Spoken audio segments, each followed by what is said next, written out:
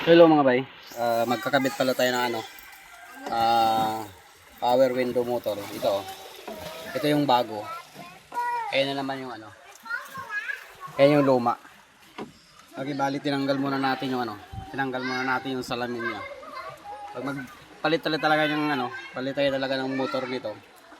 Kailangan natin tanggalin yung salamin niya para may access tayo dito sa lagayan ng power window. Kasi to pinalitan ko na kasi nasira yung motor, nabasa sa ulan. Siguro dumadaan doon sa may salamin niya, tapos dumadaloy dito sa kaya nabasa yung sa loob ng motor. So ayan, kabit muna natin yung mga pinagtatanggal ko. Ito replacement lang naman siya, pero okay na yan siya. So kabit muna natin mga bay.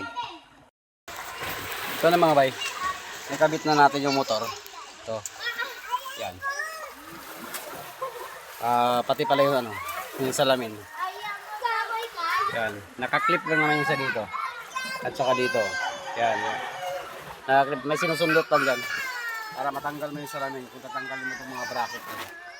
So, kabit muna natin yung panel dito, yun sa mga switch niya, para masubukan na natin kung gumana ba siya.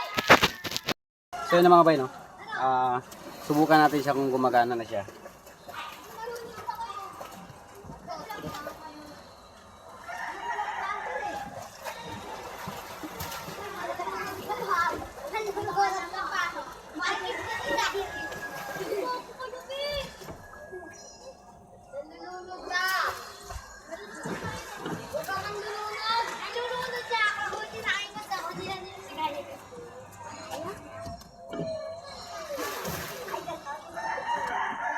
So okay naman siya bay, yun lang muna mga bay.